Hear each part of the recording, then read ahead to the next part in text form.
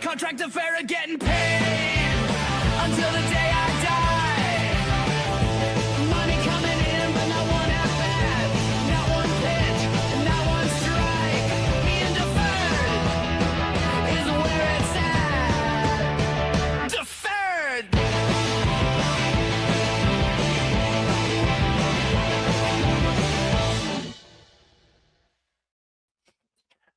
Good evening, everybody, and welcome to this week's edition of Podcast Name Deferred.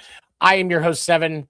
To my right, the one and only Ando, and beneath me... Two of only, because I got a twin. Oh, yeah. And beneath me, because he likes being on bottom, Dan the Dick Warner. Power bottom. He is a power bottom. Oh, shit. What's up, guys? Dan, Go go ahead, Dan. I'll let you start. I wasn't going to start. I thought Tony was going to ask me a question. Go ahead, Ando. It's not how I roll. You know what? I am mildly surprised today. The How Mariners so? came out with the daytime win. As of late, the go. Mariners have not played great daytime baseball, and they played a really good game today against the Twins. Granted, it was the Twins that they played, but you don't get to the major leagues unless you're a really good team, and the Twins are a major league team. So It helps when you have talent. yeah, Yeah. and that talent actually comes in place. Yeah. Yeah. When the talent actually shows up and, is successful, it's an amazing concept at how the whole trajectory of the team changes. Great feeling, let me tell you. Dan, what about you, man? How you been doing? Pretty well. The Yankees have been doing pretty well. I'm enjoying Yeah? that. Yeah. Been playing well. It's I think it's time to talk about how the Juan Soto not re-signing Juan Soto was actually good for us. As much as I was in short-term lust. I was in baseball lust with Juan Soto when he was in New York. Just the beautiful at bat and the haunches on that guy. You know what I'm saying? And the Soto shuffle, the whole thing. I liked it, but ultimately we're better off. We're better off without Juan Soto. Well, luckily because we have Ben Rice to replace him. Wears the same number. He's having a better year than Juan Soto. That I don't think we would have seen Ben Rice without Juan Soto leaving. That would have been a thing. Ben Rice doesn't get the opportunity. Is he going to be Juan Soto good? No, probably not. Right? I mean, how many people are ever Juan Soto good? But like Ben Rice is the best left-handed hitter in baseball right now. Maybe top 3 or 4 left-handed hitters in baseball right now. So most statistically, the guy hits line drives everywhere. But yeah, I think the Juan Soto deal was a good deal for us now, which it doesn't seem like it now. But I wanted him back then, but I think I'm over it. It's an interesting topic because you look at how not just he's doing what he wanted, how the Mets are doing. I think that it probably was the right decision to not push forward with Soto. Because, I mean, you look at when you buy in so much to a certain player, what it can cost you. The reason that Carlos Narvaez wasn't on the Yankees roster and got picked up by the Red Sox was because they were so bought in on Trevino. Look at what happened to him.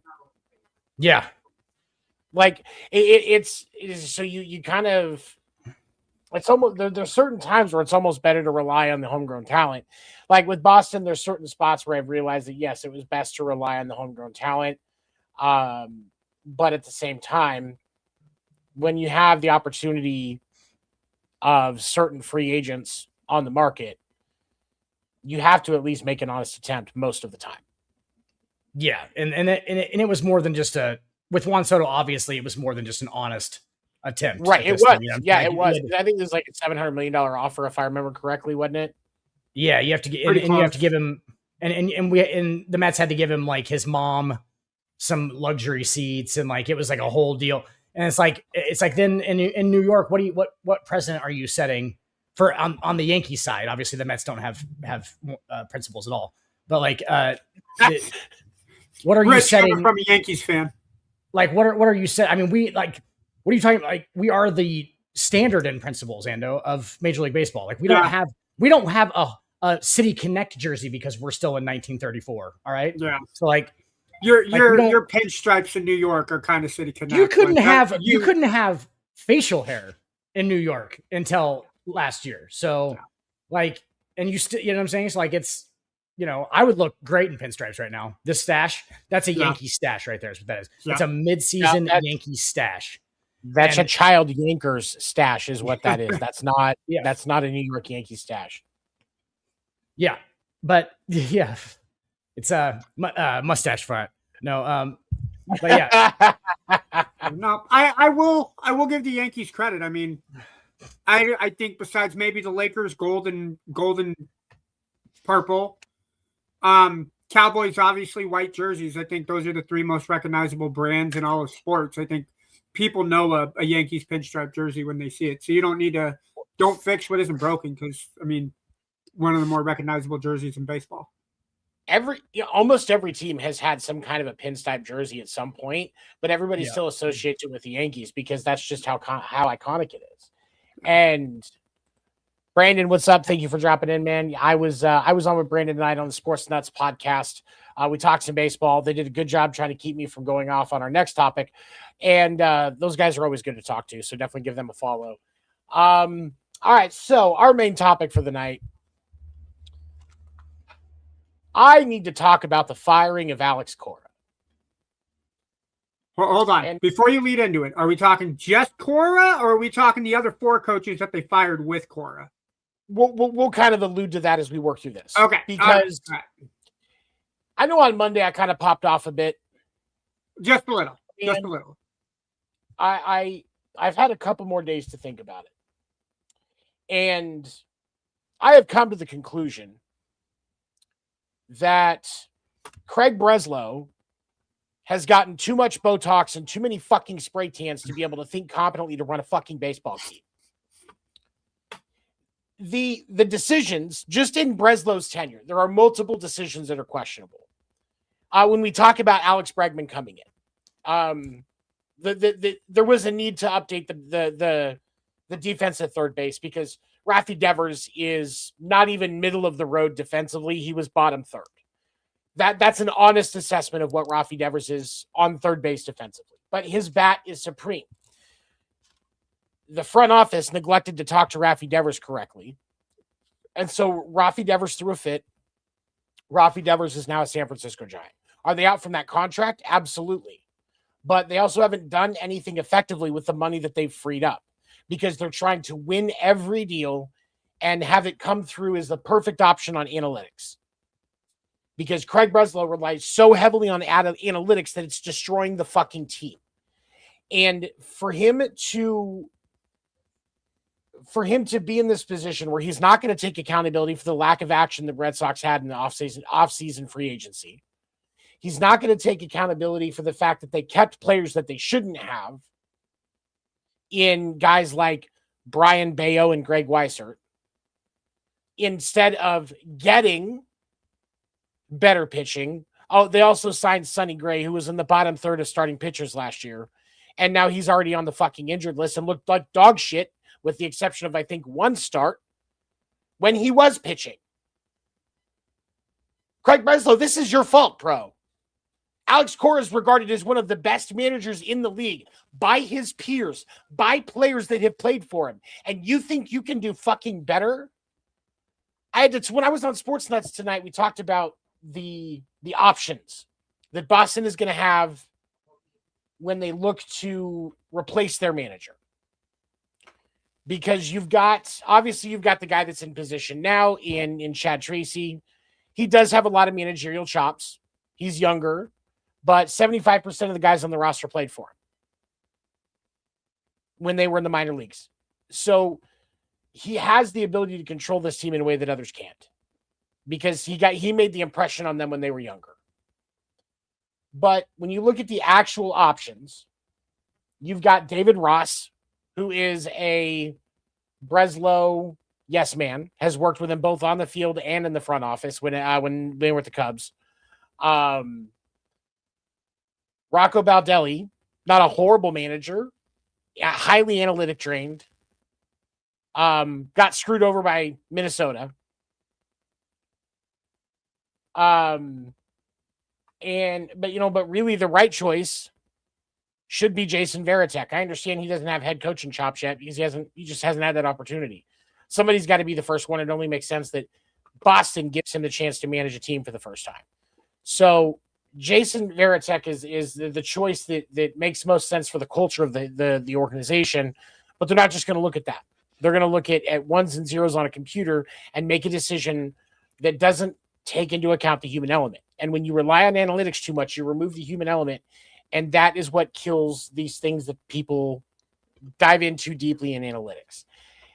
Now, when it comes to the other coaches that were fired, bench coach Ramon Vasquez, hitting coach Peter Fatsi, both of them, hitting strategy coach Joe Cronin, all three of them could have gone without firing Alex Cora.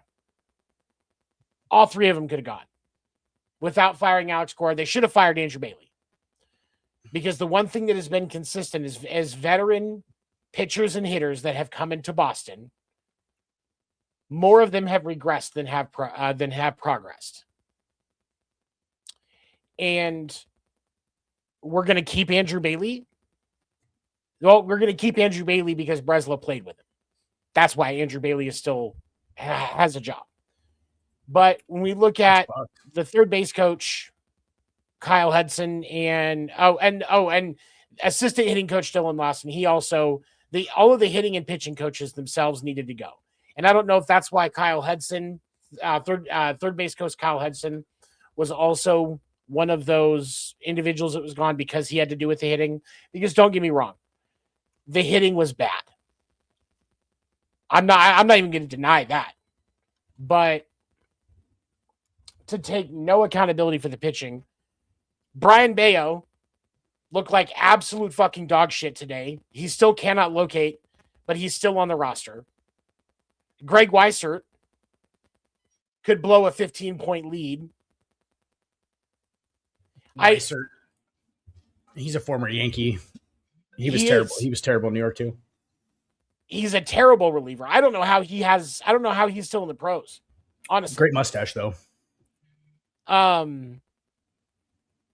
But we're gonna blame Alex Cora because he was a defender. One of the things that came out was his opinion of his defensive Trevor Story was one of the reasons that there was a separation between Breslow and Cora. I support Trevor Story. He is really good. His bat hasn't been what it needs to be, but we were just talking about the shitty hitting coaches. So I definitely put some blame on them for that. Trevor Story is still one of the best shortstops in the league. He's at least in the top half. But we're gonna push Cora out because he believes in Trevor Story. There's been stuff that came out that he was not happy with Brian Bayo, but Breslow wouldn't get rid of him. Probably because of something analytics says. Analytics says he should be really good. Well, yeah, he keeps getting touched up every time he steps on the fucking mound. Analytics can say a lot of things. And I'm extremely frustrated because he did a lot with not enough, because he didn't have a lot with Kindbloom. He hasn't been getting much from Breslow. Don't get me wrong. Some of these kids that have come up have been really good, and Mayer and Roman Anthony, but Breslow doesn't understand that that's not always the process, and you can't win in Major League Baseball by trying to not spend money. It doesn't happen. There has to be investment. Does it need to be a $350 million lineup like what the Mets are doing? No, you don't just slap shit together. You can build through your farm system for certain pieces, but you also have to grab these guys that are really wanting to just win, that are sitting on shitty teams, and throw them in there as well. Yes, you're going to have to pay them some money. Great. Look, we're paying you $25 million a year. You're going to be a face of the franchise. So make sure you clean your shit up. Right. Duh, that makes sense. Go ahead. Sorry. You're fine. On the I understand your frustration. On the analytics side of it, it's like, Tony, we had a show at one point that was literally just about the mental side of sports, correct? Like the mental part of it, like what mindset players are in on certain days it makes all the difference. Like those are not numbers on a spreadsheet. Those are human beings playing a sport, correct? That may not be particularly invested in the sport, that may be distracted, that may be completely committed to the sport, regardless of their, you know what I'm saying? Like there has been players in the history of Major League Baseball that have been much better because of their mindset. Because like, look, obviously the Mamba mindset or whatever, like it's the dog. Like a lot of these guys, like Brian Bayo ain't got any dog in him. No, and there's not an analytic on the planet that can quantify the fact that Brian Bayo does not have dog in him. And everything else looks great. Like, yeah, he's got a 98 mile an hour fastball. It looks fantastic, right?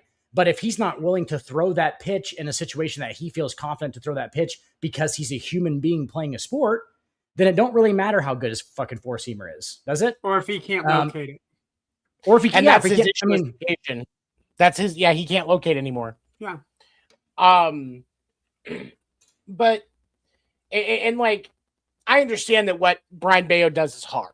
I'm not going to try and say that I can do it better than him. But Brian Bayo, the general manager of the Red Sox? No, just a disclaimer. We're never saying that. Okay. The Craig Breslow is the GM. Brian Bayo is a starting pitcher. Oh, Bayo is. It does sound like a front office name, Ando. Yeah, right. That's why Brian I said. Bayo's I think of Bayo. I think of the actor Scott Baio, and just absolutely despise him. Spelled a little different. Right. But Bayo has when it's on, he can locate really well. The problem is he's putting curveballs and sliders letter high over the plate. Those are going to get sent hit that all day. He's not locating things down and in or down and away the way that he should be. He's not utilizing his breaking pitches to move their eyes across the strike zone. And because he's not locating the way that he should and using those things where they'll go, they'll use the fastball, then they'll go to the breaking pitch, and we're not using this breaking pitch until the next at bat.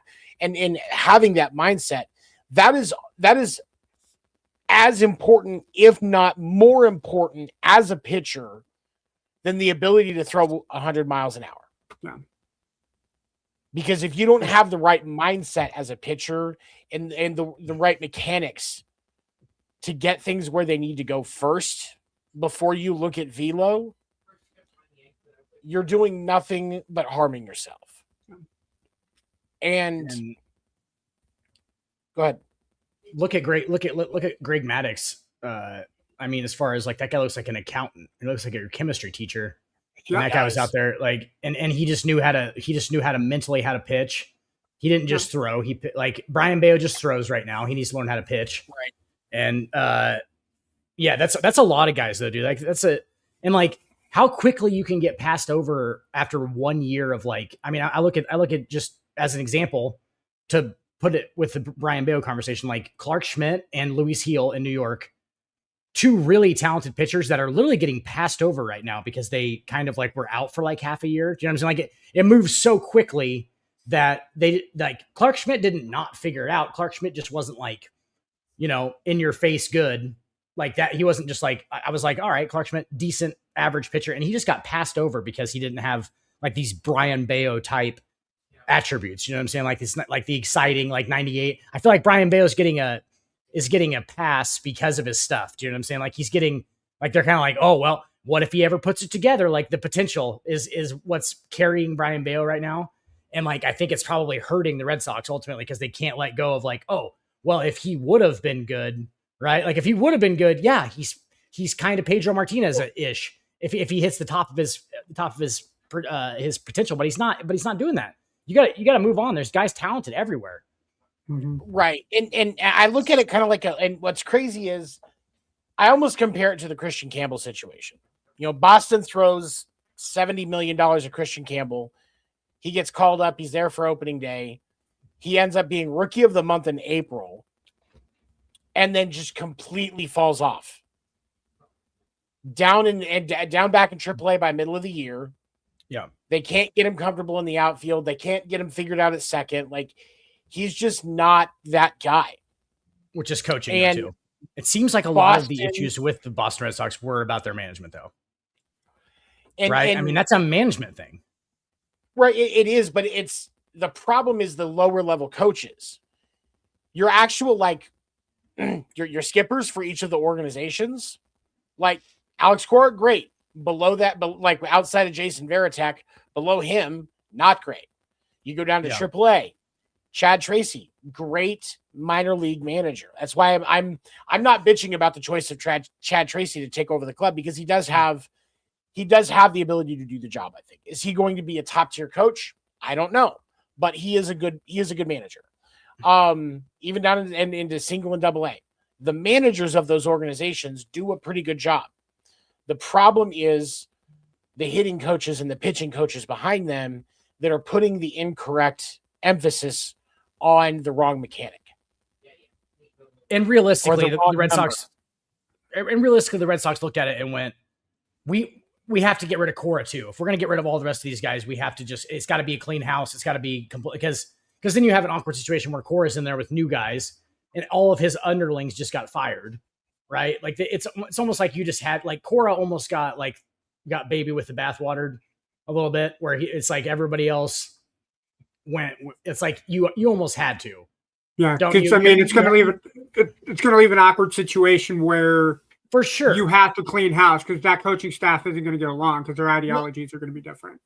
And to that point, I understand. But another mark against Craig Breslow when they went and talked to the team the morning after. Before, like when the meetings were starting, before they got like warmed up and shit, it was essentially, we made the decision. You're going to accept it. We pay you to play baseball. Remember what you say to the media can be held against you. And then they left. They didn't give them time to talk about it, ask questions or anything like that. There are multiple players, like including Trevor Story, that are pissed off because of how dirty it was handled. Breslow. And how it was handled. And this is another mark of Breslow not handling things with players correctly. And you would think he could because he used to be a player. Yeah. He is now, instead of remembering where he came from, he is now so far beyond that, so far separated from it, that it is almost an offense for him to tell him, hey, you need to step back into that shoe for a second and look around. Remember where you came from. Yeah. And how you would feel in that scenario and put those gloves on, not the asshole ones that you're currently holding. Yeah. And that just starts with, they had to blow it up.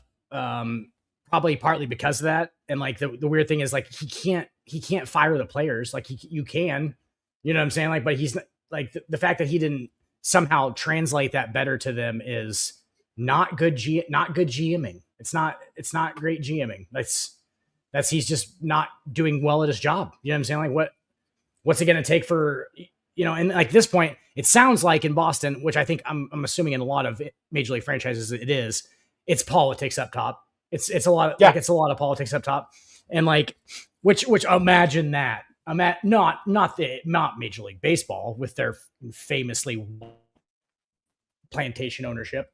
Not Major League Baseball famously with their but they're just running it like they're like it's like there's other things involved here that you can't. There shouldn't be. Why is there other things involved in our baseball team? It should be winning. And no, and you're correct, but like, and this is where, and I think this is just more of a testament to what has happened with Breslow is, as we talked about the big downside to relying on analytics is, it doesn't take into account the human element of the game. Well, Craig Breslow, right. It's like he's completely removed the human element of his job in being a manager and being a GM, and the roster construction is a person-to-person thing as well. Because if you've got a really good player that doesn't like the environment because management isn't doing the things that they need to do, then when that opt-out hits, they're gone and you lose them for nothing. Yeah. And Tony, this is interesting too. Like, think about like with the analytics thing. Think about when that started with Billy Beane and everything, right? So when that started, Billy Beane was trying to beat teams that had money to pay for players. Okay, so that's how he started analytics, and all those sabermetric things came into existence. It's like he was trying to figure out different ways other than what they'd used for the previous 100 years was watching a player and figuring out if he was good at baseball. Okay. That still needs to be part of the game because there's eye test and it's clear. Like that still needs to be part of the thing. Like you cannot put this completely on paper and go, let's just run the numbers and see what happens. And then we'll just go from there. Like that was literally Billy Beane trying to beat the Yankees and trying to beat the Red Sox because the Red Sox and the Yankees had money to pay players that they already knew were good.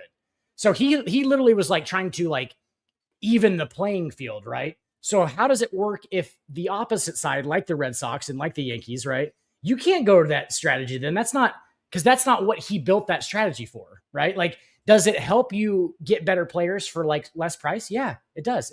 It establishes what's important on a baseball diamond, right? Like other than that, it shouldn't be used completely. You should still have eye tests like, oh, that guy's just good. Like we just pay, like he was just trying to get over on like the Yankees and the Red Sox who were just outspending him. Like he didn't have the money to spend on these guys. So he was like, hey, how do I kind of, even the playing field without having the money to pay guys that we know are good? Like, so that's what he was trying to do with the analytics thing. And I think it got kind of like overdone as far as like, that's not everything about the game now. Like that was just Billy Beane being very ingenuitive, you know what I'm saying? Like, and being very creative to try and win without the money. But like, if you have the money, why are you trying to win like a guy without money? Does that make sense? Like you still need to use the, You can't swing one way or the other. Like there's got to be a happy medium, especially for sure. Like the bigger ball clubs that have the money to spend, I think you have a little more wiggle room and a little more leeway and definitely more room for error. But the smaller clubs, you can't just base it all on analytics.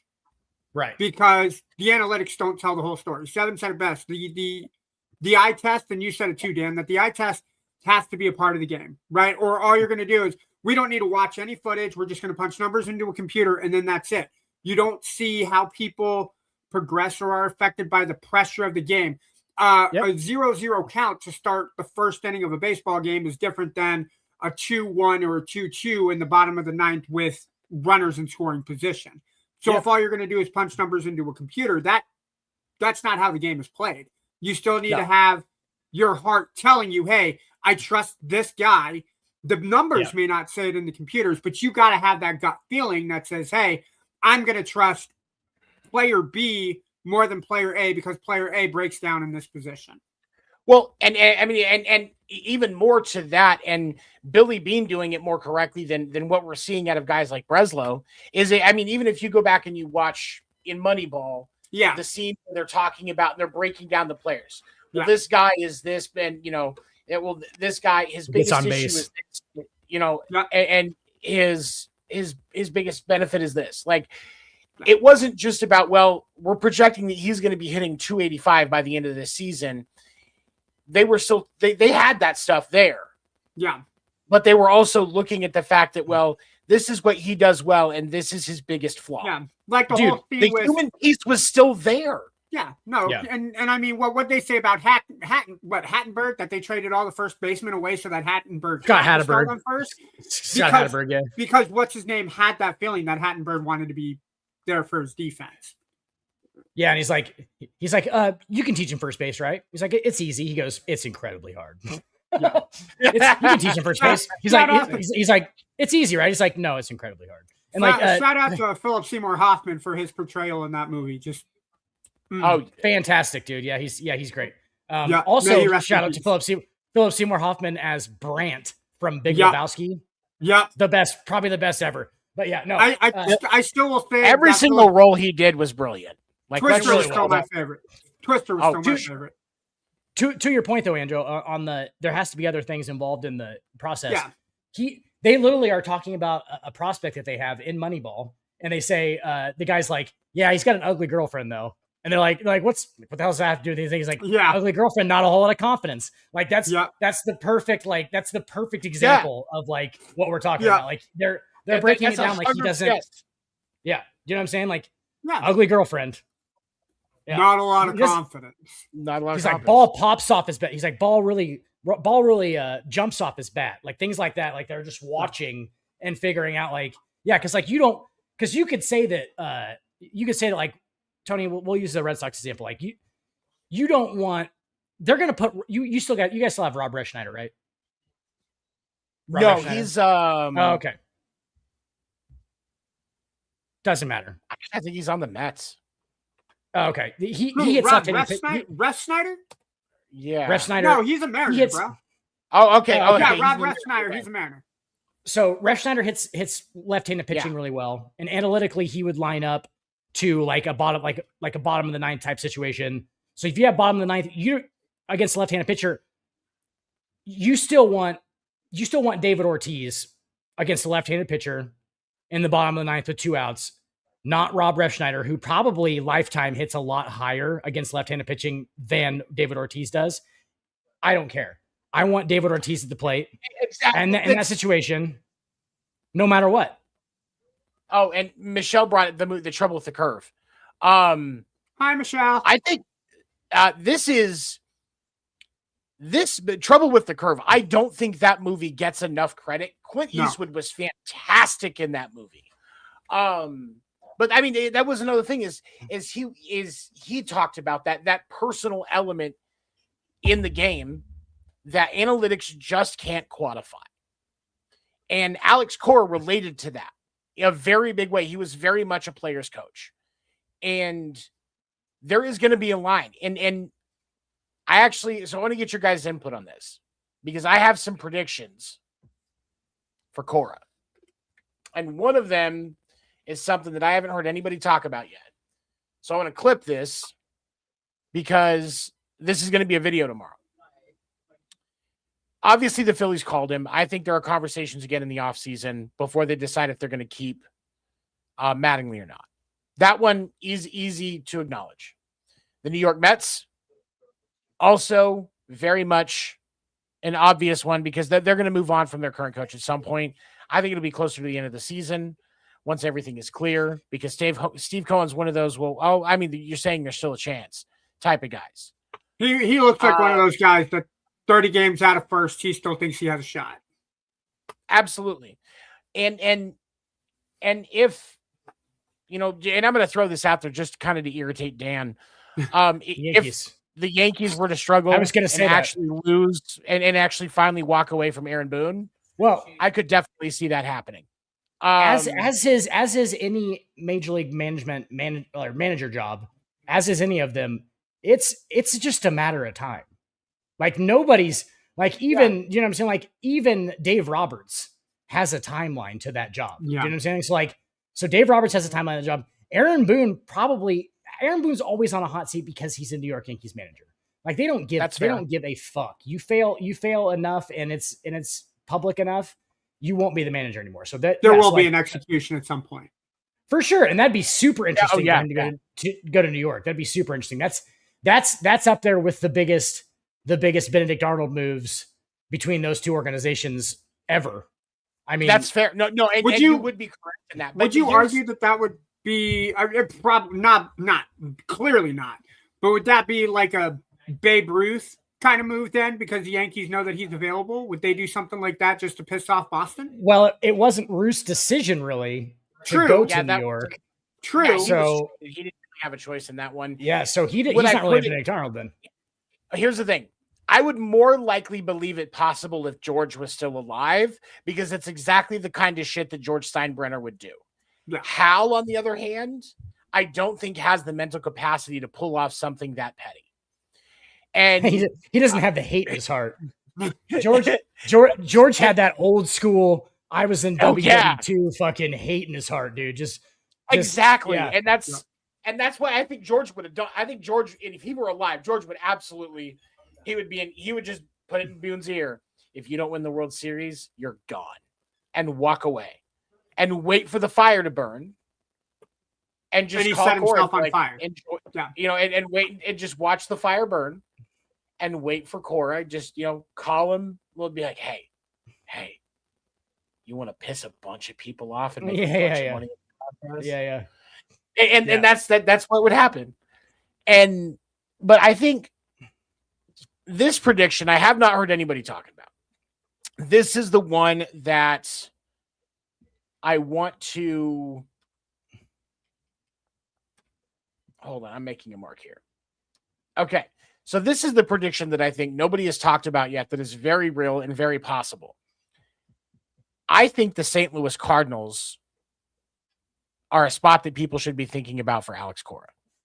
And the reason why I think that actually kind of falls in line with why Philly was already going to be a prospect, because of Dave Dombrowski.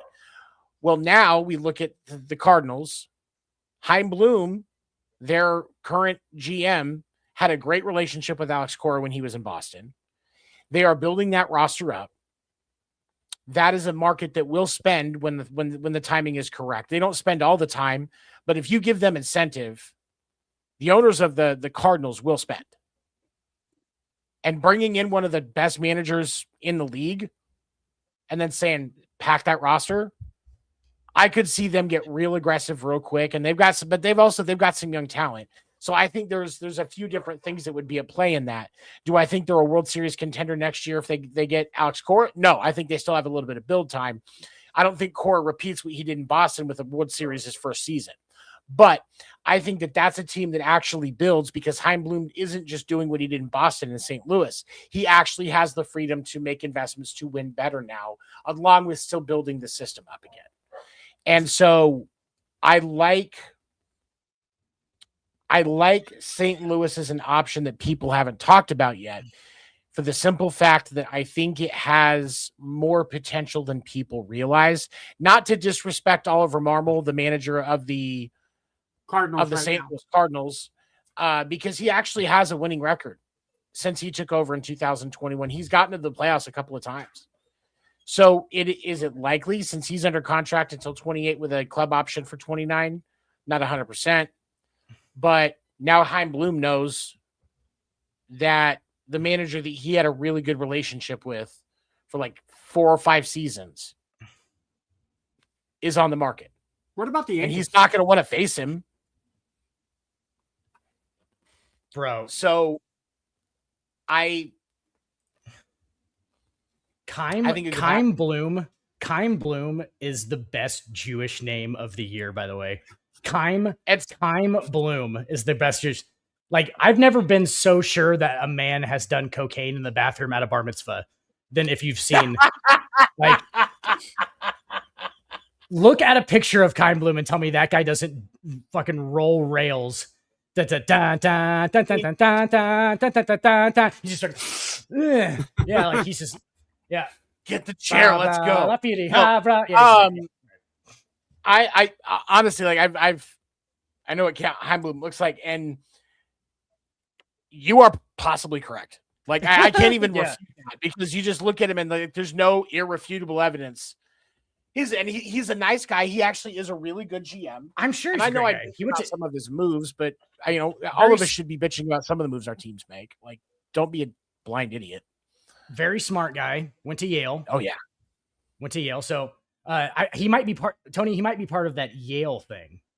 What's the Yale thing? I'm pretty sure he does a lot of cocaine and is probably a closet homosexual. No, yeah, no, it's no, but yeah, smart guy. And St. Louis is a baseball town since they don't have the Rams or a football team there. Yeah, I think that'd make moves in the Midwest. And the Cardinals, besides maybe the Cubs, I think Cubs, Cardinals, and Royals in that order are your top teams in the Midwest.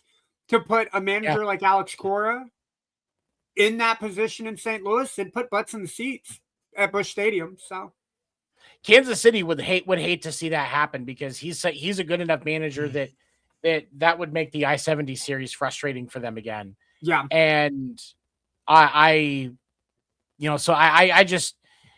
hope he's going to land on his feet. I don't blame him for turning down the job for the next one we're going to talk about mid-season because he wants to just spend some time with his family because he's definitely very family oriented. And I think he's going to do great wherever he goes. Yeah. You can find May in St. Louis. Second. Just don't go to San Diego. Just don't go to San Diego. I'm wait, that was Nelly, right? San Diego. What? Oh no, I was talking about the South Park. I was talking about the South Park song for San Diego. Oh, I was talking about what you said. Nelly. The second one, a couple of days later, Phillies manager Rob Thompson gets fired. The Phillies have actually had a lot of struggles this year, including they are one of, just like with the Mets, another team that's had a double-digit losing streak, a very underperforming roster, and completely ignoring that in his tenure, he is the first manager to get them to the playoffs 4 straight years. He got the. I mean, as we just talked about, any of these jobs are it's just a matter of time. Like they're not, what I'm saying? Like nobody manages anybody for 30 years anymore. Like, so like, and that guy's had a lot of success, dude. There's my notes. He had 4 consecutive playoffs appearances, first Phillies manager to do that. And he got them to the 2022 World Series where they lost to Houston. Like he's a good manager. He has a winning record. And I can understand you realize a change is needed. But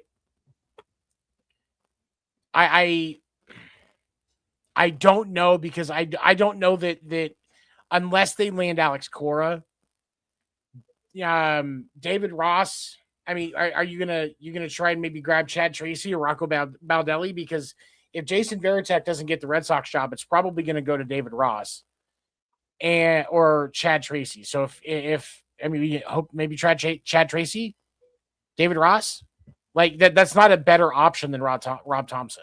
No, and I don't know the idea of David Ross being a manager is kind of enticing because he's been in baseball all of his life, part of that 2016 Cubs World Series team.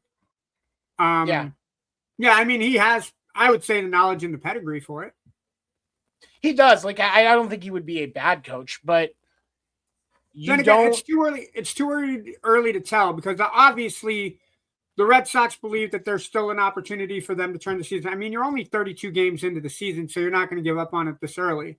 So they see something in Chad Tracy that, hey, maybe if we bring this guy in, we can salvage at the very least a wild card. So I don't think they have, as an outsider looking in, I would say they're probably looking to see what kind of prospect Tracy can have as a manager and make a long-term decision with that.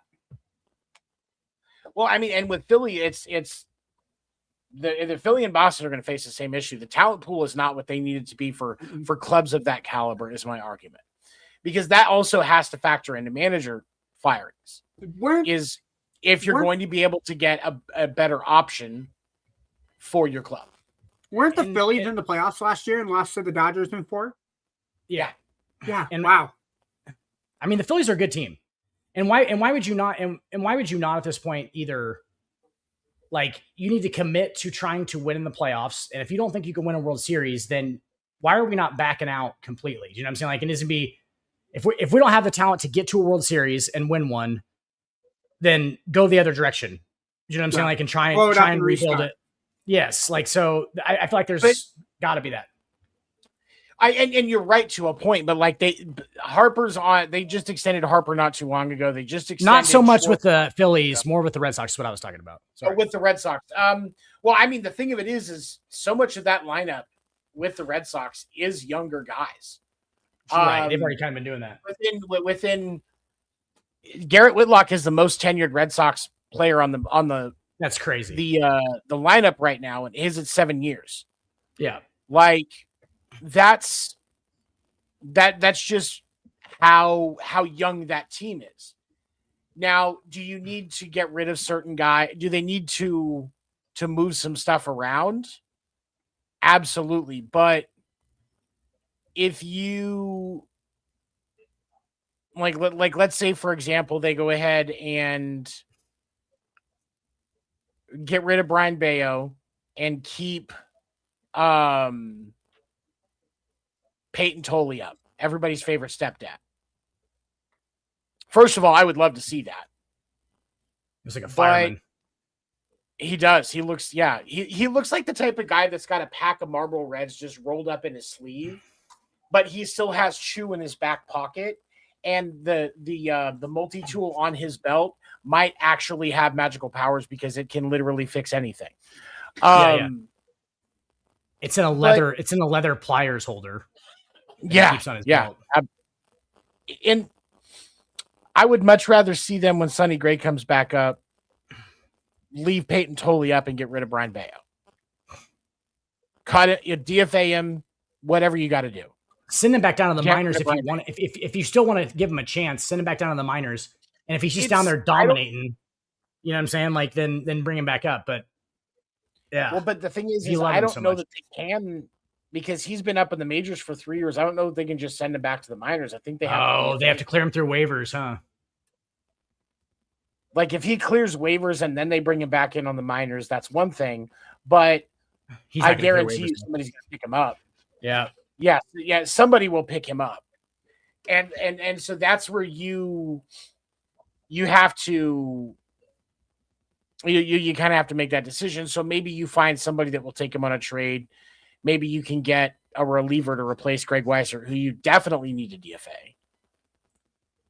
Yeah, he was not for Brian Bayo. He's almost one of those guys too, where sometimes it looks like he has really good stuff, and I think they see him throw when he's got warm-ups on. You know, he looks great in a pair of sweatpants and an Under Armour shirt, but it doesn't translate to because like that has to be what it is, because there's no other reason why he has a job at this point that he looks good in sweatpants. His decision making isn't great, and he's trying to throw past guys and shit. It's his locating is just it's so consistently inconsistent. Right in the right. He just puts fastballs right in the honey hole. Well, and like today against the Blue Jays. Because I was watching the game until he blew it, and it was he was so bad at locating the pitches in the right spot that he was getting touched up. Like he was giving up line drivers to Vladdy Guerrero Jr. Which, excusable. Well, yeah, but like normally he's one of those guys that's definitely more strikeout and home run versus, line drives. He hasn't hit a home run yet. And Vlad Guerrero has no home runs this season. Wait, hold on. Maybe you're right. No, he has one. Or sorry, he has two. One. Okay, he only has two this season in 32 games, right? Yeah. So he's hitting 358 though. Exactly. Like, and so that's where it's hard, but like Vladdy Guerrero was 2 for 2 to start the game. And he's not locating. The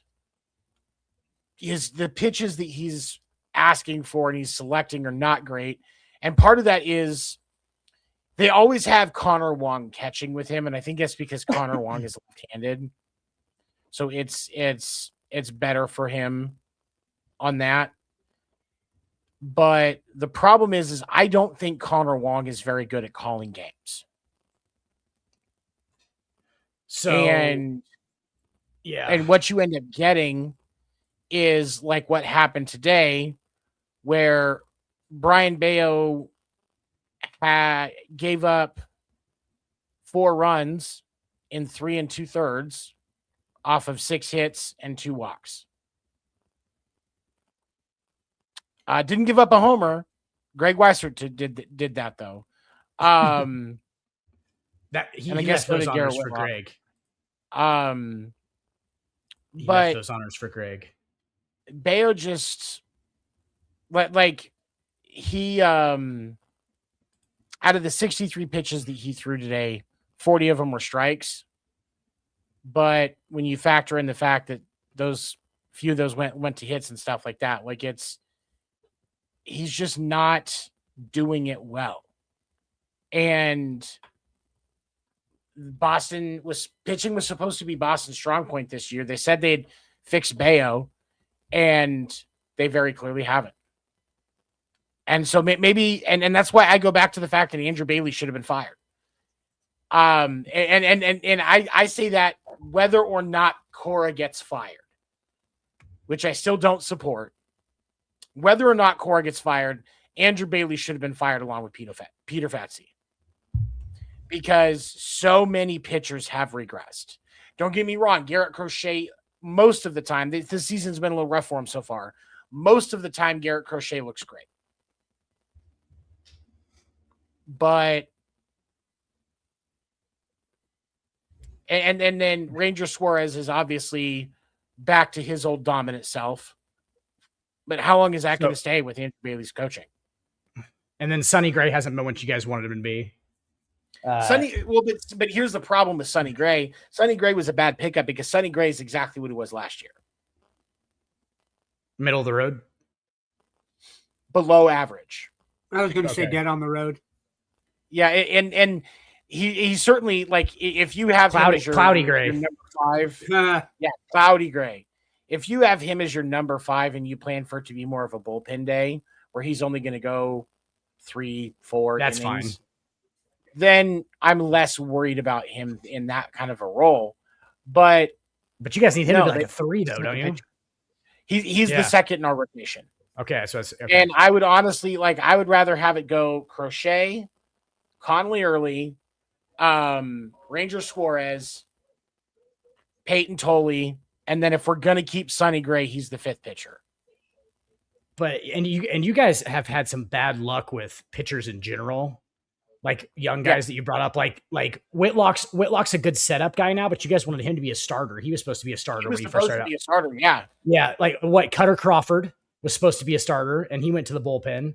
Like Whitlock's good in the bullpen. I'm glad you guys found a fucking role for him because he was about to just scrub out too. And like you guys just had some bad luck with pitchers, just kind of just not fulfilling there. I mean, which is every team. Like obviously there's a bunch, but like all you got to do is hit on like 1 or 2. You know what I'm saying? Like Cam Schlittler, what the fuck? Like nobody saw that one coming. Nobody saw that one coming. He's one of the best pitchers in baseball right now.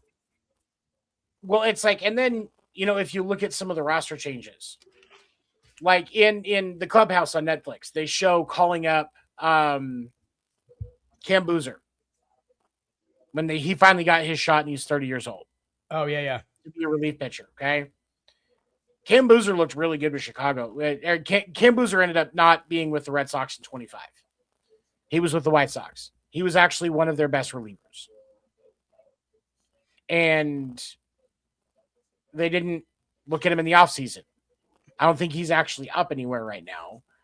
He might still be on the White Sox for all I know. But I haven't seen his name come up. I'll say that. But we're going to tell me that Greg Weissert's better than him? You wouldn't. Cam at least did what you told him to.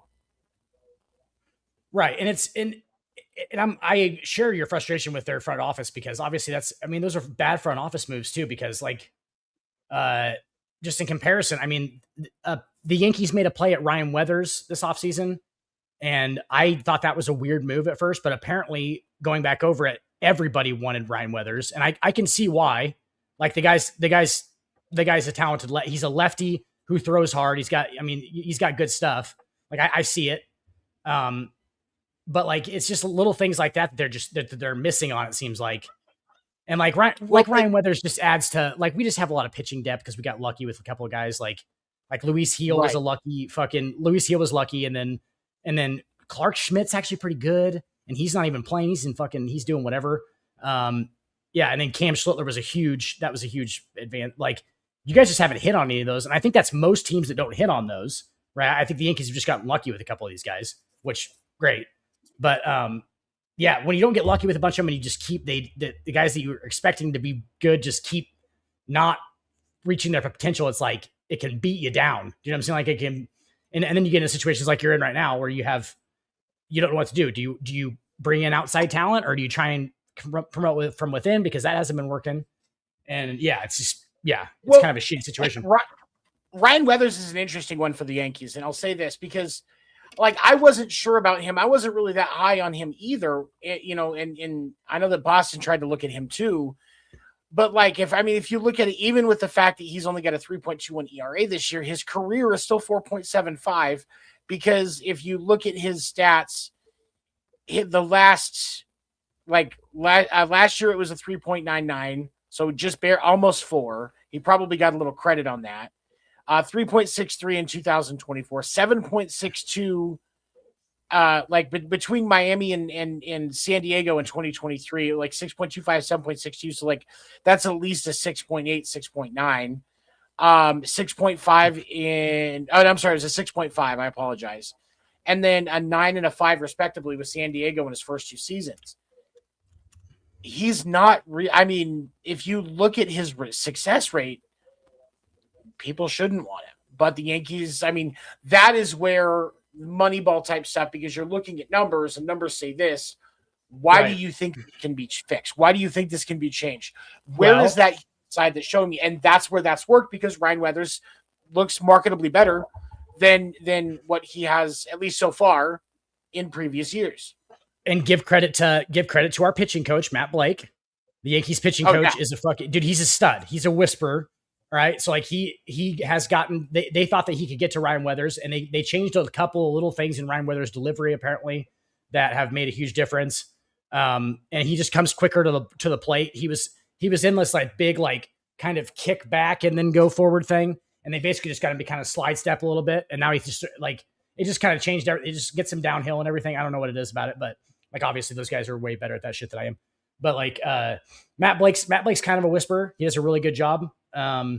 So Matt Blake's got him to where he's a serviceable 5th start. Like dude, he's not even going to be in our rotation. He might not make our rotation. Well, and that's what's crazy is there's a lot of teams, Boston included, who could use him as a 5th starter. For sure. And you might get him.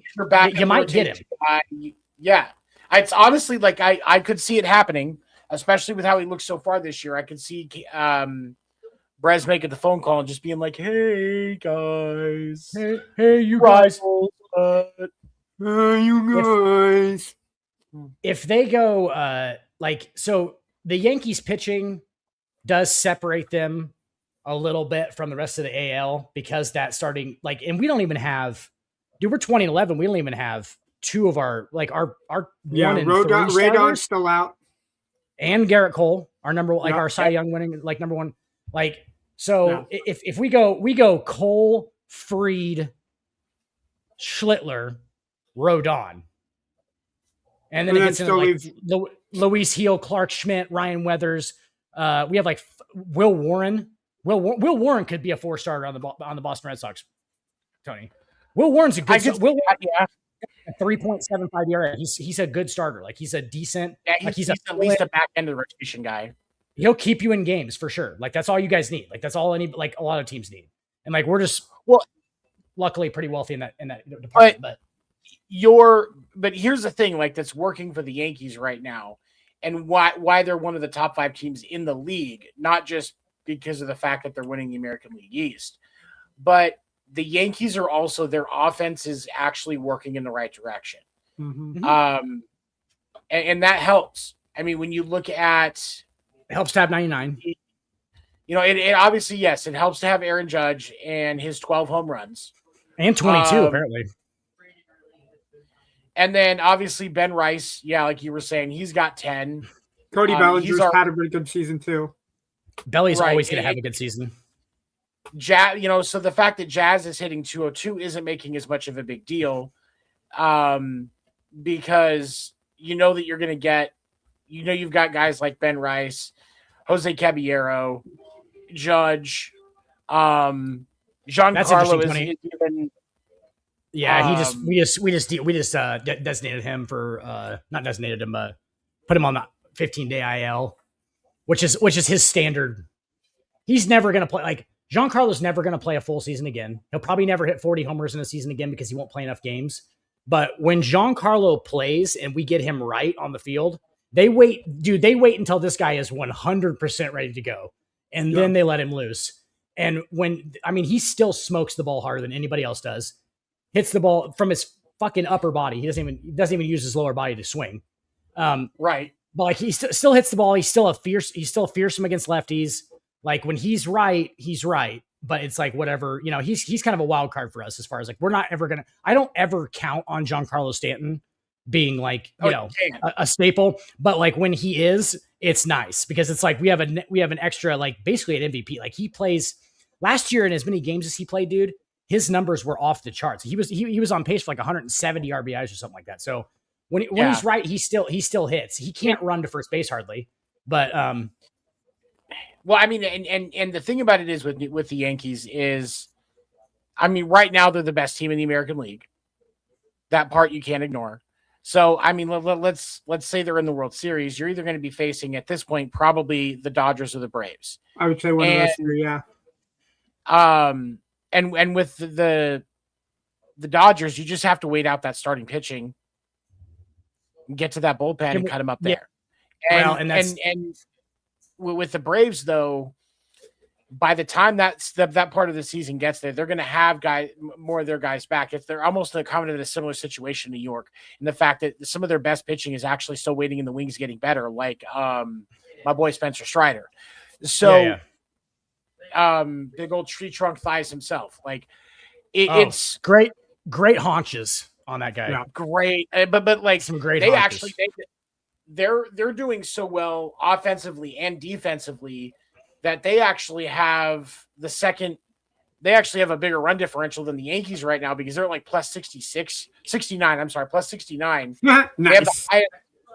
They have the highest run differential in the league. They've allowed they've only allowed the same amount of runs, but they've scored 22 more runs than the New York Yankees. Yeah, 175 to 153. And so, with that much offense that's going to come out of that lineup, now you've got like, and the pitching is still holding it down without the best stuff, kind of like what New York is doing right now. That matchup could be hot. Yeah, that'd be fun. I don't know. I mean, I like a New York versus Atlanta series. I don't know, just remnants of the 97 World Series, 96 World Series, 96. Yeah, I don't know. There's just something about the Yankees versus the Braves that I like to see. No, that is it'd be a great matchup. Honestly, obviously as a Yankees fan, I'd rather not face the Dodgers. If we can get anybody but the Dodgers, that'd be great because like they just pummel you with talent. Like for me to even sit here and act like we're just as talented as the Los Angeles Dodgers is ridiculous because right. That's fair. That's fair. It's so stupid. And like, Tony, I have two questions for you. Yankees questions real quick. Number one, Jose Caballero, Anthony Volpe's coming back.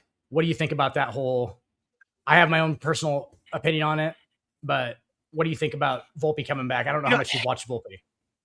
It's the hard thing about Caballero. He's bat wise, he's good. And I think honestly, because like I think Volpe now, I don't think he's really that type of guy to be able to do something like 260, 280 on a consistent basis, because Volpe's a career like what I think it's 222 hitter. Whereas when you look at Jose Caballero, like he's a younger guy, he's got a much bigger upside. Well, sure, he's only a 230 hitter, but Volpe's really young.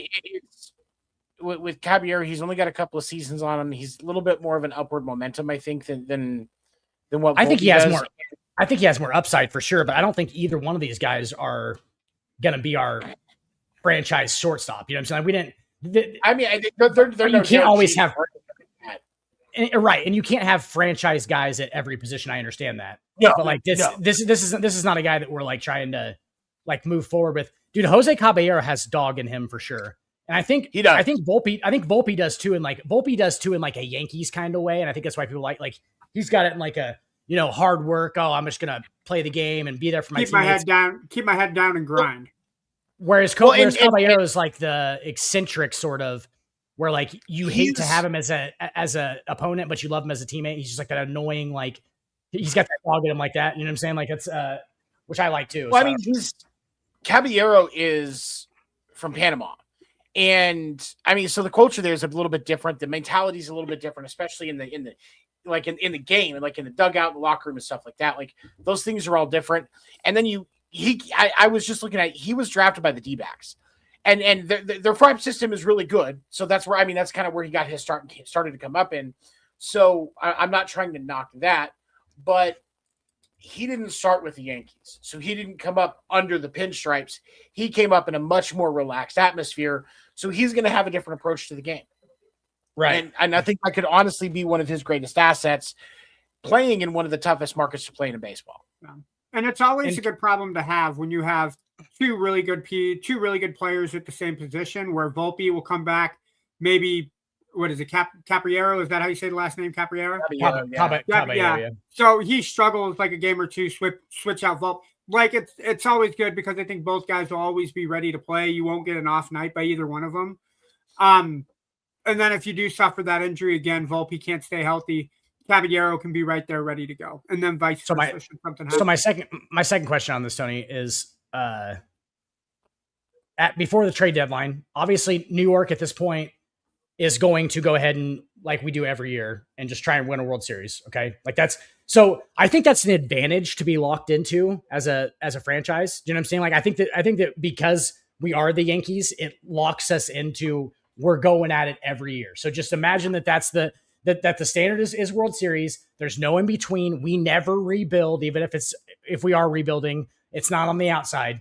So we're just going to have the same. I think that's an advantage as a franchise to just go, you know what I'm saying? Like, there's no indecision. It's just like, nope, every year we try and win every single year. And it's like, is it best in the long run, efficient wise? Probably not, because we spend a lot of money and we, guys don't work and we pass them on and whatever. Right. But like, I think that it's a good strategy to have, only because you don't get stuck like and the Red Sox have that mentality too, or they should. They really should. They should, but you can't every year. I understand that. I think it's an advantage to not get stuck in between that, like trying to rebuild stage. You know what I'm saying? So here I get to my question. My question is, what at the trade deadline, who's available for us to just load up? Because I mean, that's what we're going to do. That's what we do every year. That's kind of why I was trying to make that point. Who's available from other teams for us to load up with, as far as like, what we need as far as like maybe a reliever. Like we need maybe I don't really want to talk about relievers, but like, I kind of want to talk about offense, because I love who offensively can the Yankees get? Because like I'll take a center fielder. I'll take any outfielder. Shortstop, if there's an available shortstop. I don't know. So like, what are my options at the trade deadline? Do you know, like, who is hot, like who's available as far as like shitty teams that we can pull some guys from and get some, because we have a lot of prospects, honestly, still. Right. So we can to make one big deal. I'll let you start, Seven. what I was going to say is the little bit of a surplus that you're going to have in pitching at that point with Garrett, with Garrett Cole and That's a Rodon good back. point. And I think some of those guys like Ryan Weathers, those could be pieces for that point if Luis they're Heel? not moving beforehand. Luis Hill's another one, yeah. It kind of Luis just Heel- really depends on what direction they want to go with that, what they think is going to be the best bet. But I also think that some of the guys that are sitting on the bench may be things that you look at. Like, don't get me wrong, I have a lot of respect for Ahmed Rosario. I think he can be a really good player, but he's 30 and he's not a starter. Is there something? He's our lefty specialist, so he hits left-handed pitching exceptionally well. So yeah, he has some talent that some teams would look for. Plays a pretty good third base too. And so there's that Ahmed Rosario. But who do you think? Yeah. As far as who they go for, that's I think that's probably the really tricky question, because when you look at teams like the Mets, the Rockies, the Mets. I mean, bro, what if they traded back? What if they traded back for Juan Soto? That would be hilarious. How crazy would that shit be? We're not taking on that contract. If you're looking at an outfielder, oh, it's so good. I know that's kind of what you were looking at. If you're looking at an outfielder, a guy that's having a really good year, Trout is a possibility. Oh my God, that'd be so awesome. I wouldn't be surprised if something like that did happen. But there's a left fielder that plays for the Rockies right now. His name is Mickey Moniak. Ezekiel. Okay, Moniak. Yep. No, Ezekiel Tovar's playing like dog shit. Is he? Oh yeah, he's shortstop. He has regressed a lot. But with Mickey Moniak, he's hitting 310 so far this year. And then there it is. Okay. Last year he hit 270. He had a rough season with the Angels in 24 and only hit 219, but the year before that it was 280. So he's in his prime now, and he's got a good bat. He's already got 8 home runs this season. 24 strikeouts in 24 games. I mean, so that's Aaron Judge numbers. You're okay with that. But he's also got 27 hits in 24 games. So if he's getting a strikeout and a hit a game, nobody fucking cares, because he's still getting a hit a game. Be a good backup. Hey, do you know who I'm seeing number 1 on all of the trade target lists for the 2026 deadline? Jarren Duran. Duran is number, they want to get rid of Jarren Duran bad, don't they? I'll take Jarren Duran. That's nice. It's not, and I don't know that it's that Boston wants to get rid of him specifically. I think it's because of the logjam that they have with outfielders. He's kind of the odd man out. But honestly, what I would rather see, as much as I prefer Cedon Rafaela in center, I would rather they move. I would rather Boston gets rid of Marcelo Meyer. Trade Marcelo Meyer for pitching, because then you can move Cedon Rafaela back to second. Put Jared in center. He played center for a year. He can do it. So you keep, and then you leave right. You relieve Roman Anthony in left, and because of the fact that you now have a much quicker option at second base, when you move Marcelo Meyer, you can look at pitching. You can look at, is Caleb Durbin really the right option at third? Can we use Marcelo Meyer in a package to get a better shortstop? Because obviously it's no disrespect to Trevor Story. I do believe that he's a talented athlete, but he's coming up on his opt-out, and Boston needs to have a plan for shortstop. So do you try to use that to fill one of those roles? Because the issue with Mayer is he can be a little inconsistent at the plate, and he's young. He also has injury issues. He goes down a lot. Right. And randomly. that can make things very difficult for a team like the Red Sox that's trying to make a push.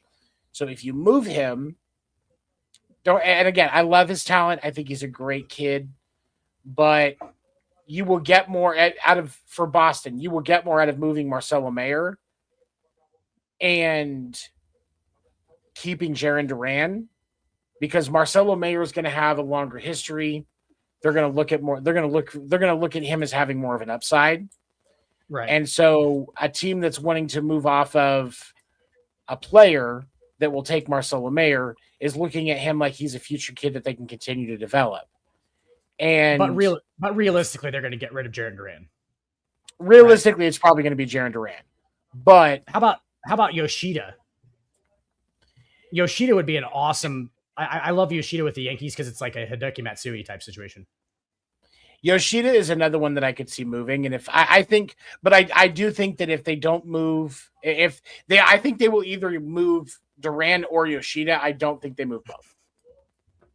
For sure, that makes sense. And that is where I would say the line is I don't think you do move both. So, are you going to get a better offer for Yoshida and have Duran be your DH? Or because he's a great hitter anyway, so I don't think that's a bad thing. Or are you going to put, and honestly for Duran, having him as a DH and he just focuses on hitting, he doesn't have to hear the chatter in the outfield like he does now, which has obviously been a difficult thing for him. So honestly, having Jarren Duran as a DH would be a better thing for him. And if you can get more, because Masa is still a competent outfielder. So you can, sure. Let's just do a hypothetical here. We're going to send Masataka Yoshida to the Yankees for Ryan Weathers and some prospects. We'll give you Clark Schmidt. Clark Schmidt and Ryan Weathers. That's a deal I'd make. Clark Schmidt and Ryan Weathers for Masataka Yoshida. I'm sure there would be probably a little bit of money because I think Moss is on a little bit of a deal. So the Yankees are going to try and get something out of that. I don't blame them. It's business. Right. But I want to look at this. I want to see another big name that I have keep coming up is Sandy Alcantara. He was always available. He was actually in the rumors a lot last year, and he didn't get moved, and I thought that he would. So we're going to send to the Yankees, and I'm doing a. Okay, so now the Yankees trade are going to send. Yeah, I'm on a trade calculator site right now. I want to see where this goes. So Clark Schmidt and Ryan Weathers. Where did it go? Is he up here? Go past him? No. There it is. Okay. So why did you get to pick my card?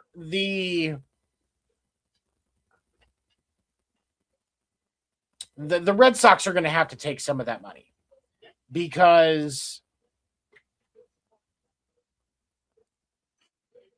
there is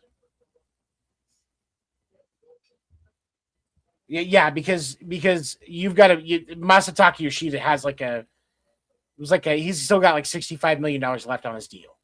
Yeah. Whereas you've probably got a total of 14 to 15 million total in deals between Clark Schmidt and Ryan Weathers. So there's going to be more to it than that. And maybe that's where you see something like this is cool. I'm doing that. I'm doing that. Like, maybe that's where you see somebody like Caballero move or something like that. Like there's something in there because like the money is going to be a big thing. But I could see something like that because the Yankees aren't going to shy away from the contract, but they're going to want to make sure that if they're taking that, what do they have to give up for it in the meantime? So, Would Boston like to have extra money out of a deal so that they don't have to do anything with? Clearly, they've already done it with Rafi Devers. But I personally believe that you get more out of Massa, trading Massa, than you do out of Jaron Durant. But Yeah. okay. Now, the other thing I want to talk about tonight, we've spent an hour and a half talking about the Red Sox, which don't get me wrong, I don't mind, but that's not fair to anybody. The Seattle Mariners are a fucking shell of themselves from what we saw last year. And I tasked Ando with diving deeper into what is going on. And so, Dan, you and I get to grill him for however long we decide this isn't fun, until we decide it isn't fun anymore. But first, to start the conversation, Ando, give me a synopsis. What are the important things that you see as to why the Seattle Mariners are struggling so far this year? From the majority of their losses, I think hitting has been a big part of it. And we've talked about it in previous segments of P&D, where I think all of us agree in some way, shape, or form the World Baseball Classic has kind of turned those dependable people and hitters into kind of a shell. Like they're catching up. Like they didn't get the proper training and the proper time to cool up their bats because they were playing meaningful baseball before the season even started. I did take a look at the Mariners. The Mariners with their win today against the Twins. Sorry, Michelle. I know you're a Twins fan if you're still watching the show. Kills me to say this. But the Mariners win today over the Twins, put the Mariners back at 500. It is the first time since March 31st when they were 3-3 after their 5-0 loss to the Yankees. So fuck you, Dan, and fuck the Yankees. Since then, it took them an entire month to get back. I will say, pitching-wise, I was going to say I think it's a problem, but it hasn't been as big an issue, I think. I am very concerned about Luis Castillo. Out of his 6 starts that he's had, he's only had 3 quality starts pulled off at ESPN.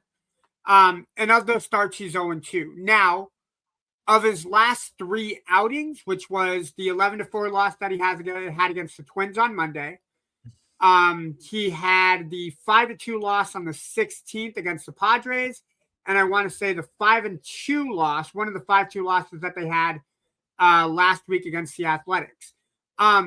He didn't make it past the 5th inning, or if he did go into the 5th, he made it just barely through the 5th. He is usually the one starter besides Gilbert that I think Mariner fans are expecting to go past the 6th, maybe into the 7th. That is a theme that I've seen with the Mariners this year, is they are very, very rarely making it through 6. You can get through 5 perfectly fine, but by that 5th inning, they're hitting their 90, 95 pitch count. So the longevity of those the longevity of the pitchers are shortening out, which means you're relying on that bullpen. Now, I do believe the Mariners still have one of the better bullpens in baseball. But when your bullpen last year was going 2 1/3, maybe 3 innings, now you have that extra inning that you have to pitch out of, which is messing up the rest of the rotation, especially if that first pitcher gets lit up. Tweak that and get maybe a little better run support, and I think the Mariners will be fine. Look, the Mariners have won 6 of their last 7. Then if you look back at their last 10, they're 7-3. They had a really bad series against the Padres. They had a minorly bad series against the Athletics. And I only say that was a bad series because it was a home series. And that's the team now that you're down 2 games or down a game in the AL West. But there's still plenty of baseball. We said it ourselves. Typically Memorial Day is when we start focusing. Mariners, they had at least 7, 8 players that went to the World Baseball Classic. So they're still trying to get it together. As a Mariners fan, am I worried? Yeah. But if I'm on a concern level of 1 through 10, 10 being super concerned and 1 being, it's not a big deal. Say it's about a 4. Let's see how we're looking at the end of May, beginning of June. And we'll see how we're going. I am concerned the first 2 series that they got, which are 2 homestands between May 1st and May 6th. They got a 3-game series against the Royals, who are looking against the Athletics. And then you take on the best team in baseball and the Braves in a 3-game series. We'll kind of see how that goes. But then you got the White Sox, you got the Astros, you got a rubber match against the Padres. I'm not concerned, but let's see how May plays out, and maybe I'll get a better feel. But pitching, I'm happy with. I'm really impressed with how Hancock is pitching this year. And then the rest of the rotation, like I said, Castillo, get it together. I think one quality start, get a win. I think that'll loosen him up a little bit.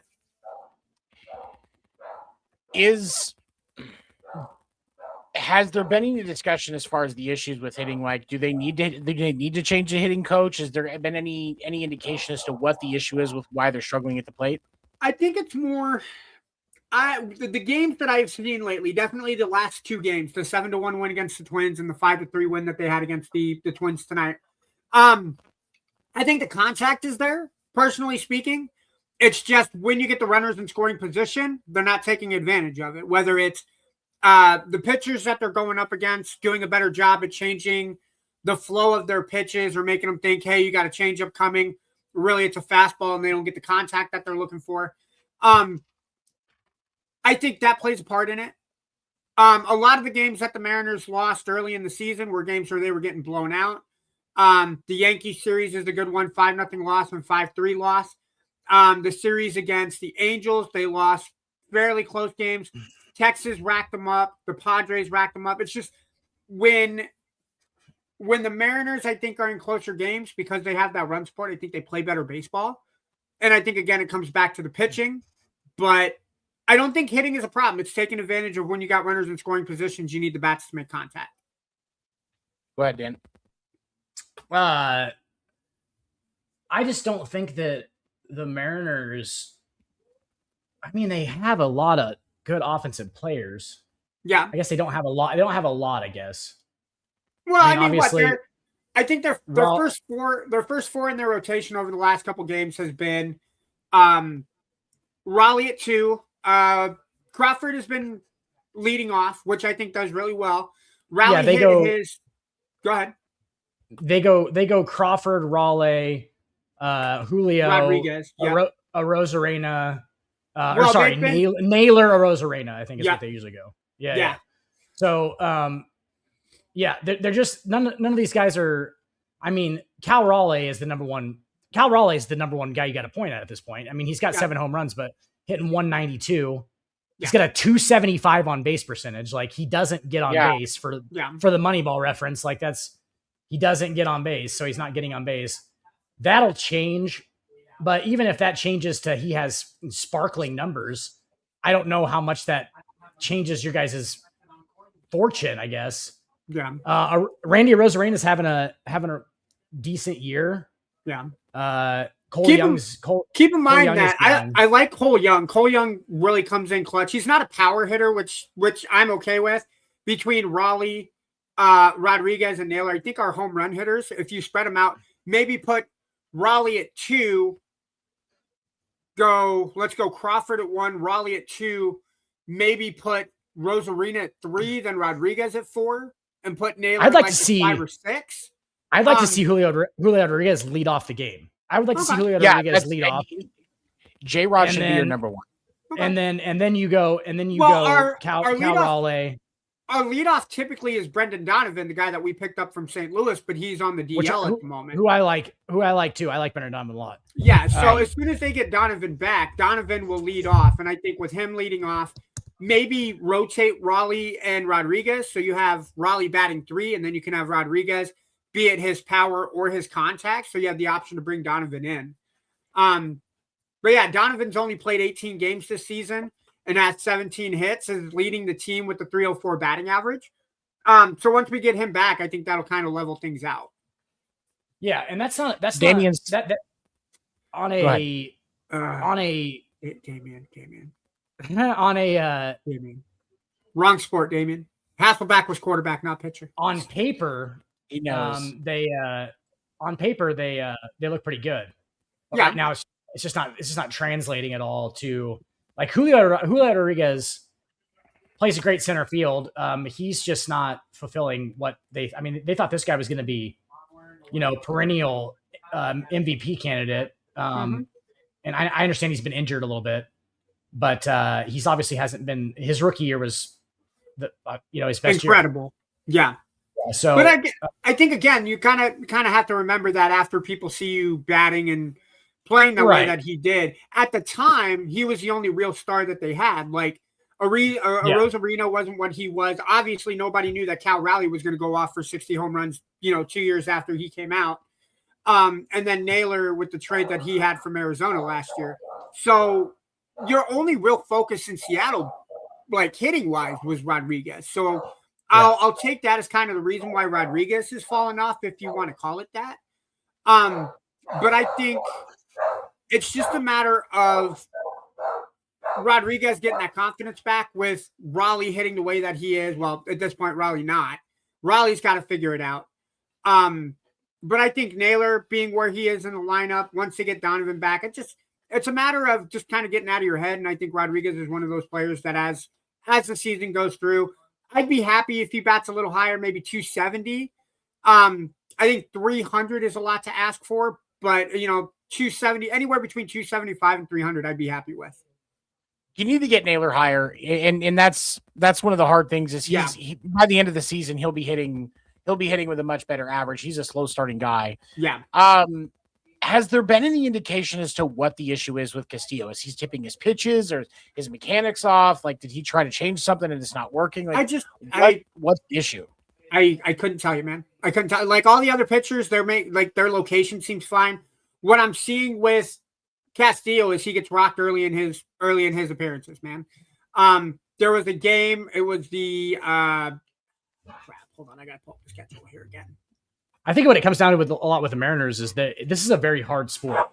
Yeah, it's a very hard sport, and it's just sometimes it just doesn't go. You'd love every year to be like, oh, we're all hitting 325 with 11 home runs and blah blah, right?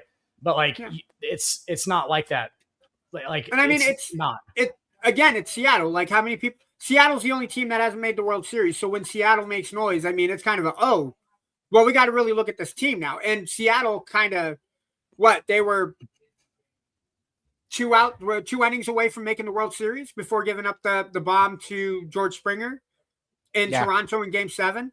Imagine if Seattle makes the World Series. I don't think they beat the Dodgers, but wishful thinking that we ever make the damn World Series.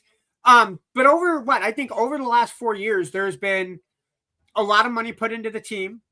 And I think the fans are finally invested, which is such a beautiful thing for Seattle. You take a look at the other professional teams that they had. The Kraken are finally growing up into an NHL team. The Kraken. Seattle Storm is always a great team, so they're always playoff contenders. The Seahawks obviously just won the Super Bowl.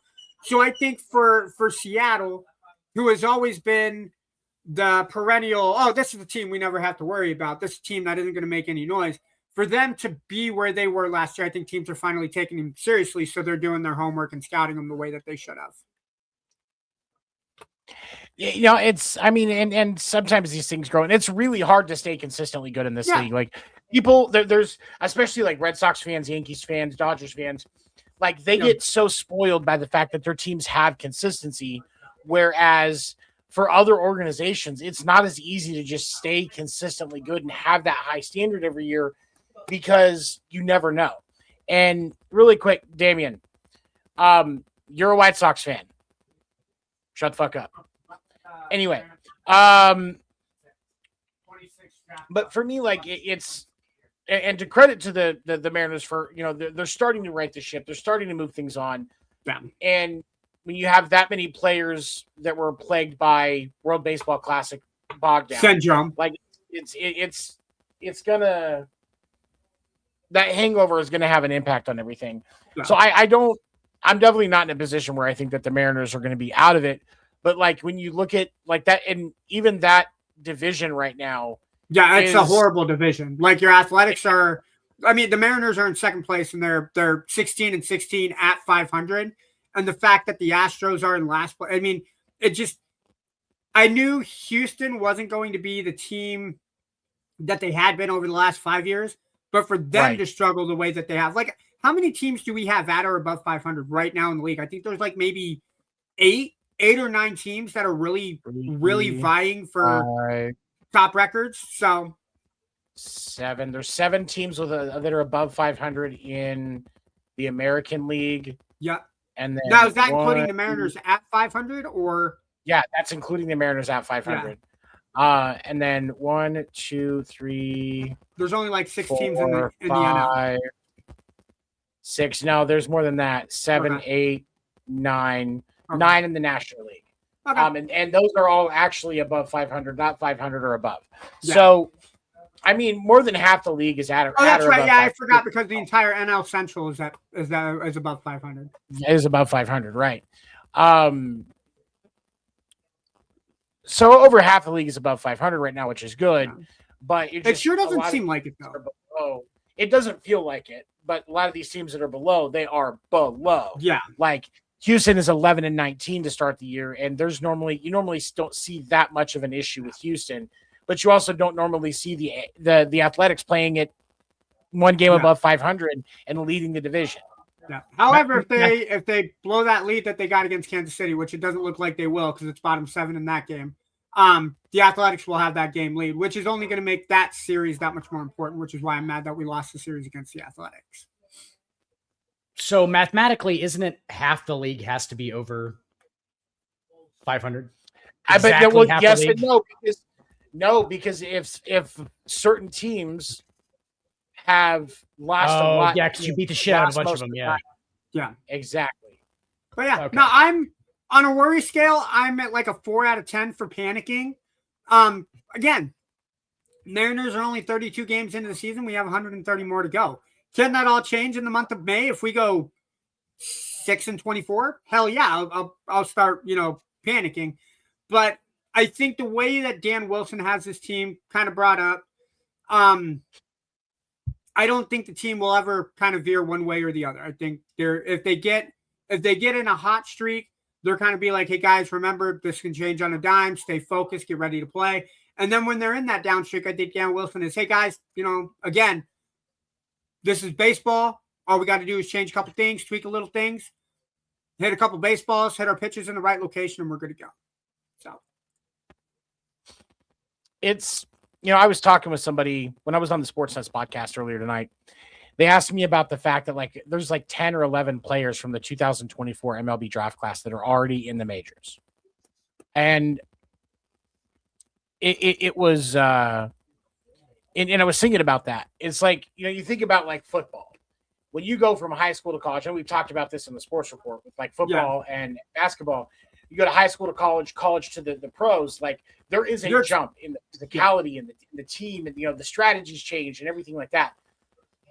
Baseball, once you get to the point where you're playing player pitch, the only thing that happens is the difficulty gets higher. It's still the same shit. You just have to do it. You just have to do it better.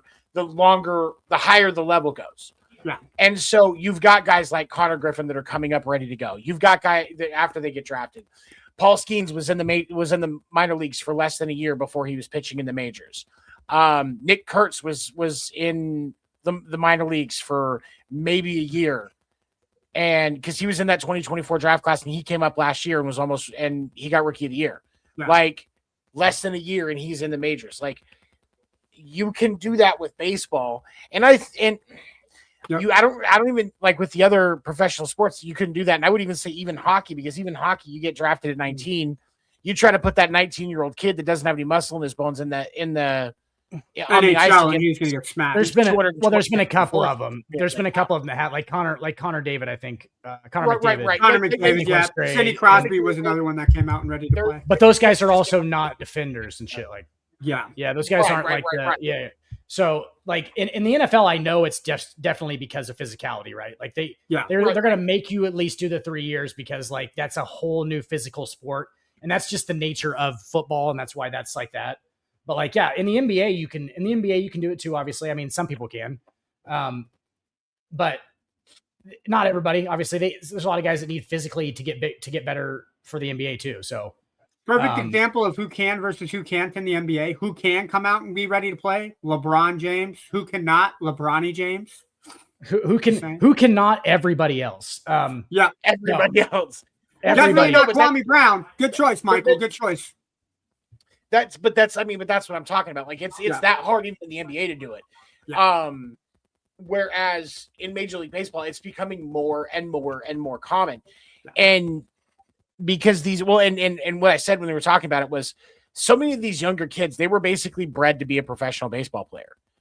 Yeah.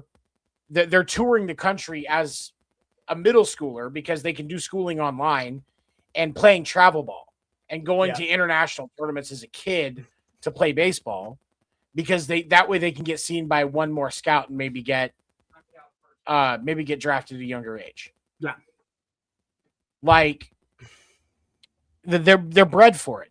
And so, they're going to be ready because it's the same shit. You're just doing it better at a higher level. And if you're already doing it at a higher level, and that's why you're able to be drafted at 19 years old, then the team has no reason to wait. It's perfect. Just get it going. Like I know that there's a prospect.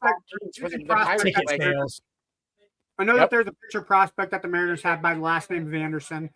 He's looking really good right now. I think he's pitching for Everett. If not, he's pitching for the Tacoma Rainiers. I think they're saying that he should be ready to go. But again, the Mariners pitching, I mean, the only person really that you could change out of the rotation at the moment is Castillo. It's well, I mean, and if an injury doesn't happen, so we'll say if an injury doesn't happen, worst case scenario, you're giving him more time to develop, and he's just decimating AAA players. But inevitably, there's going to be an injury somewhere, somehow. There's going to be an injury. Yeah, and so do you? And then so that's when you get to bring him up and just like, all right, kid, tear it loose. You've got the advantage of they don't know what you're going to do. The Mariners have the number 6 prospect in all of baseball. Colt Emerson. Oh yeah. So, and that's what he was talking about. And like Emerson, like I'm interested. I think Emerson comes up this year. I think he's got a lot of talent, and I think he's ready. So I don't think he's going to be perfect out of the gate. Nobody is, but I don't think you're getting anything. I don't think you're going to get much more out of him in AAA that he can actually grow from before you have to turn him loose in the majors and let him learn and fail there. Yeah, because it's, I mean, and honestly, like when you're a position player, like it's honestly more about can you hit a 99 mile an hour fastball consistently? Because if you can, then the actual position play part of your job, that doesn't really change very much. You got to make, and your arms got to be good, especially if like you're an outfielder, you're throwing from short to first or third to first or whatever. You've got to have a cannon for that. But what you're doing as far as your defensive responsibilities are concerned doesn't really change as you get older. Yeah. What does change? Colt Emerson is also dealing with a right foot injury. He handled on the 5th of April in one of his AAA appearances, but it sounds like he should be back in the rotation next couple days. So okay. Well, there you go. All right. Good show. Went a little longer than I anticipated, but that happens. This is what happens when all we do is talk Red Sox and Yankees. Like you guys lose your shit. It happens. But any final thoughts before we head out tonight, Ando? Well, I would be doing a disservice to our friend Craig if I did not lead the chant off by saying FRM, fuck Rob Manfred. Good baseball today for people who are looking. Key matchups, Cubs beat the Padres today 5-4. Yankees got beat and blanked by the Texas Rangers 3-0. Usually I'd be upset, but it's the Yankees getting beat, so I'll let Texas have one. Toronto did beat the Red Sox today 8-1. The Marlins had a very nice double play in their win against the Dodgers. They won 3-2. They actually won against the Dodgers yesterday too. Yeah, so they won that series. Be on the lookout for I think the Marlins are going to be a surprise team. Otherwise, the Rockies are trending in the right direction. They beat the NL leading Cincinnati Reds 13-2. Who would have thought this deep into the season, the Rockies only 3 games out of 500? Like a couple years ago, we were talking about the Rockies winning 9 games and 60 tries. But no, we got the Rockies beating the pulp out of the Reds. And then, of course, Will's old team, the New York Mets, completely obliterated by the Washington Nationals today, 14-2. Of course, that is Will's old team. Rest in peace, Mets. I think the Mets will be the next team to fire their skipper. I think he'll be the next to go. I was just about to say the same thing. I think he's the next one to go. With the payroll like that, I mean, you got no excuses. Like, if there's any team that needs to fire their entire coaching staff, it's the New York Mets.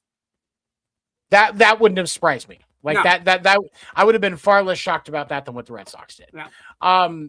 For those of you, and you guys don't know this yet, I did not post anything about it today. I officially have an MLB Morning Minute YouTube channel. So if you go to YouTube and search MLB Morning Minute, you'll find today's video, and I will be posting the daily updates there. So if you're more into YouTube than you are into the other socials, you can get the Morning Minute there. I will be posting it daily, usually up by between 10 and 10:30 Eastern. I try to get it up sooner than that, but I kind of like to sleep in. We all like to sleep in. Podcast Name Deferred will be back next week. You'll catch Ando, Dan, and I Monday on the Sports Report podcast. And